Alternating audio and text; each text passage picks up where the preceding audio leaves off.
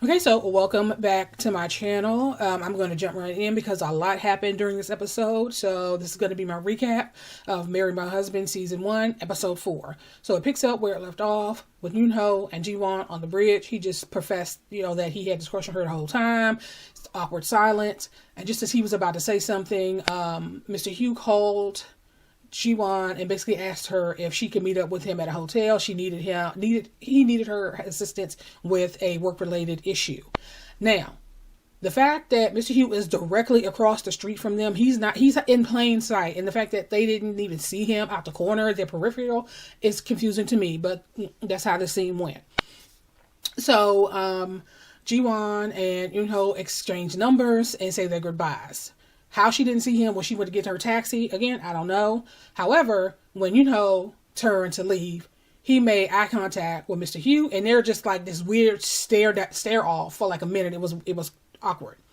So, Ji-won makes it to the hotel, and Mr. Hugh is explaining to her what the situation is. Basically, there's a showcase. The company wants to invest a lot of money into developing their online marketing. And so the higher ups kind of nervous about that. And so he just wanted her there to back him up. So, Mr. Wang, who's the person he was supposed to be meeting, he arrives, and the first thing he do is be obnoxious. He made some comment about, going to work wouldn't be so bad if you work with women that's as pretty as her. It was icky, right? And she brushed it off. And so, then he critiqued the website that was created and basically said he doesn't like the content. And so now Ji-won is trying to explain to him how an algorithm works. Basically, when you first go into the website, it's going to give you a bunch of information, content. And as you kind of find the content that you're interested in, the algorithm will basically tailor the information that's presented to you based on your interests. And he again insults her, talking about, well, just basically you should just stand there and look like a pretty flower or smell like something weird. And so at this point, Mr. Yu jumped in and basically touted her as being, one of the brightest people in this company, and we just not going to do that. Of course, he didn't like that, but it wasn't a whole lot he could say. So we go back to the restaurant because it's still the night of the reunion. Sumi is still there, and the mean girls are still there, and of course they have a lot of questions. One, it was like, well, wait a minute. If she's the assistant manager, then what are you, right? And then one of them even asked, well, let me see your business cards, right? And then one of the other women was like, wait a minute.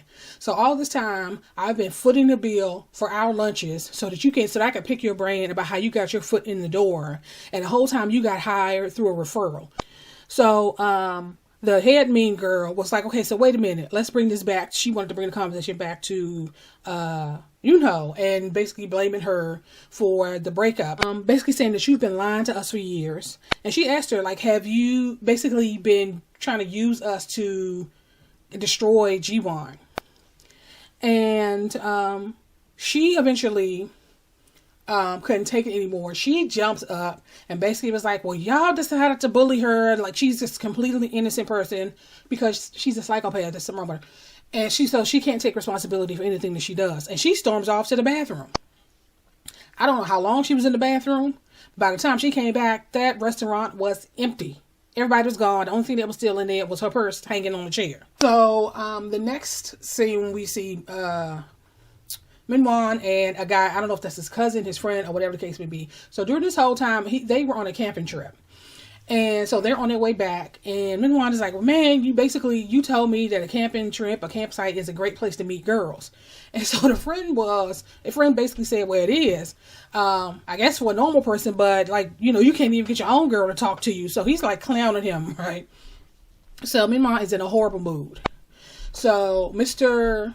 Hugh decides he's going to give Ji-won a ride home, for helping him out. So they eventually turn on her street, and she see Min-won walk into her apartment. So she's leaning the seat back so he can't see her. And so Mr. Hughes basically said it's very difficult because the windows are tinted. He was like, it's difficult to see in here, but she didn't care. She still leaned the seat back. And as they got closer to her apartment, she saw Sumi sitting on the front. So she just was like, okay. They just kept driving, right? So he thought that was so funny. So of course, Min-won sees Sumi, and he's like, okay, well, what's going on? Why are you just out here? And so eventually they try to go into her apartment, into Ji-won's apartment, but she had changed the code. So they decide to go to a nearby cafe to wait to until Ji-won comes home.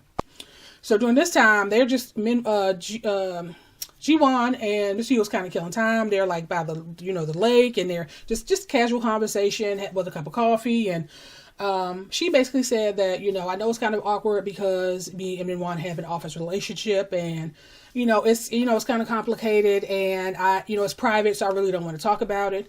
And he didn't press the issue. He respected her decision to keep that private. And so he asked her about what other things that she's interested in. And so she told him about the meal kit.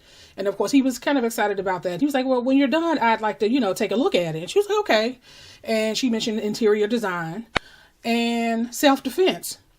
And so he was like, oh, you want to learn self-defense? So I can teach you. And so she was just so tickled because for some reason she doesn't see him as like the fighting type, but he is. So, we flash to Min-won and Sumi in the cafe, and she's doing a whole poor me, and I think I messed up, and Ji-won's not talking to me, and da da da da da. So at this point, Ji-won is home, and she noticed that she did this really elaborate, really pretty hand-drawn interior design kind of, I don't want to say portfolio, it was just an idea. And as, of course, Ji was flipping through it, and she thought that it was great. She did a great job. So she gets a text from Sumi basically saying, I don't know what happened. I don't know why they behave like that. And of course, she's like scoffing, like, girl, bye. So she basically told her that she didn't, she's tired and she don't want to deal with it, and she'll talk to her about it tomorrow. So not long after that, Eun-ho calls her. And, they talk for, exchange, playful banter for a minute. And he act like we never spoke. She was like, well, you told me never to speak to you again. And then there's the flashback of when he confronted her, basically saying, asking her how she could do this and da-da-da-da. And then he walks off and she's standing there confused, like, what in the world is going on? And of course, Sumi, it was like, oh, I'm sorry. I told him that you had a crush on him, which of course still didn't explain his behavior. And then he says that, well, I received your letter. And of course she's like, letter? What are you talking about? What letter? So apparently he had written her a letter that was apparently intercepted by Sumi. And Sumi crafted some response that basically devastated him. And he thought that came from Ji-won. I'm assuming that's going to be the premise, but they've made plans to meet up. And she asked him to bring the letter. So the next day she shows up at work with her new look. This is the first time they're seeing her, like, with her new haircut and her face beat to the gods, and her, she's just fabulous, right? So of course people are doting on her, telling her how great she looks, da da da. Even Min-won he comes over and was like, oh my god, I can't believe you're my girlfriend. So Mr. Hyuk walks in and he sees Min-won talking to Ji-won, basically talking about how, I guess complimenting her on how she looked, but he couldn't hear the conversation. He just saw them in close proximity to each other. And so he's kind of looking, I don't know if he was looking because of how she looked so amazing, or he was kind of concerned that Min-won was that close to her. I don't know. But he ends up bumping into boxes of something and knocking them over, which of course made a scene in the office. So later that day, Ji-won meets up with Min-won, and he's basically asking her how she's doing, how was the reunion. And then he's like, well, I heard that Mr. Hyuk called you over the weekend. And so she was like, oh, well, he just, needed me to help him with something that was like time sensitive. And of course, he's all like, well, I can't believe he did that. I think he likes you, blah, blah, blah, blah. And then he tries to go in for a kiss, and she knocks her cup of coffee over in his lap. He now has to run to the bathroom to get himself together. She turns around. Sumi is standing there.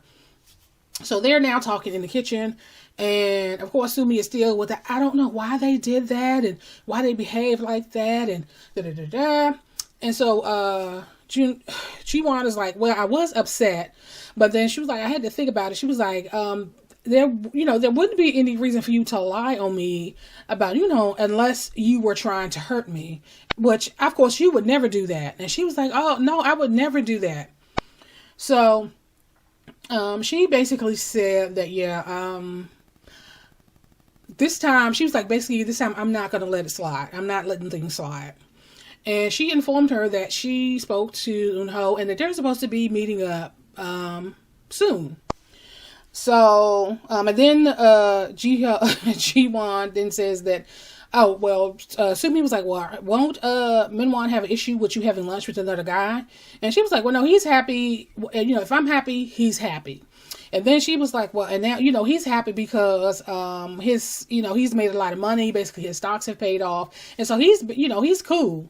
And so you can see the wheels turning in Sumi's head, which is what Ji-won wanted, because of course we know he sold the stocks that were going to pay off in the future and bought the dud.